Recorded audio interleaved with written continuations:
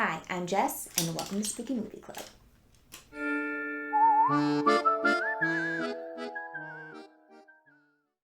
Hi everyone, welcome back to week 2 of Holiday Horror Month. This week we watched the original Black Christmas.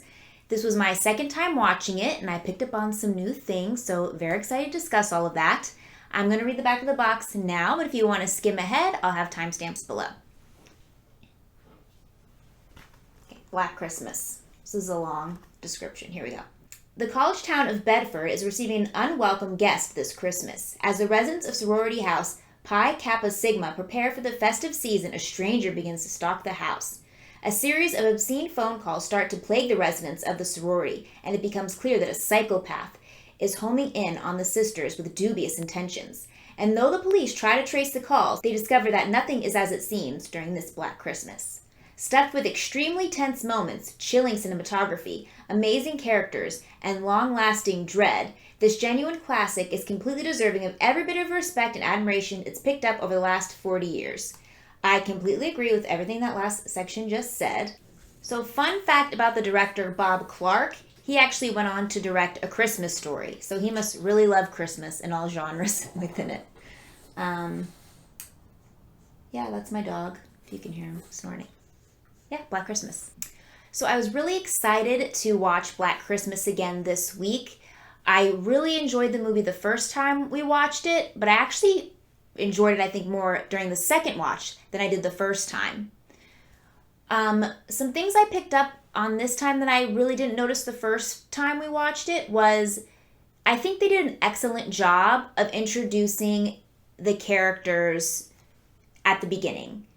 Within the first 15 minutes, you kind of know each girl. They all have their different kind of vibes, and all well thought out throughout the first 15 minutes of the film. You know who Jessica is, Jessica. Okay, the smart, beautiful leading lady, final girl. You have Barb. You know, she gets a call from her parents who are rich, and she's a drunk. Like, everything's well thought out. They also, in this film, the Christmas Carol scene, and like even when they had Christmas music, they made it sound so creepy and eerie. Like usually you're like, oh, Christmas music, it's bright, it's cheery, it's 'tis the season. But this time you're like, this is messed up. Something's gonna go down. I thought that the killer's shots were all POV makes it even more terrifying. The fact that you don't see Billy at all throughout the film, I think, was an excellent choice. And I also have to say that the whole red herring was probably one of the best red herrings I've ever seen. I have to admit that the first time we watched Black Christmas, I fell for it. I was like, Peter's the killer. He's the one. Get him. And then he wasn't. Peter wasn't the killer. But they did an excellent job of setting it up to where you're kind of not sure and you're confused. Even the cops are confused. And I thought they did an excellent job with that. I also love how you don't know what happened between Jessica and Peter in the basement. You just hear her screaming. They go down. He's dead. Is she dead? Surprise, she's not dead.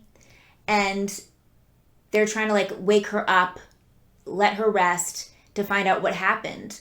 Because we don't know, like, did she just assume he was the killer and she just started to stab him? Or did he try to attack her down there? I mean, he is crazy. Peter is crazy. There's no doubt about that. Peter's nutso. But I like that. I love how you just don't know. The whole ending is just shrouded in mystery.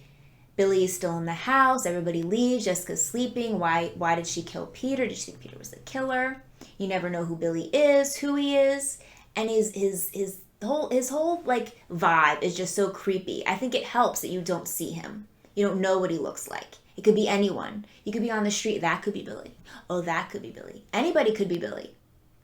And I think that's what makes Black Christmas so perfect. I think it's a great film. So my final impressions is I think this film is great. This is a great film. And I will 100% rewatch it.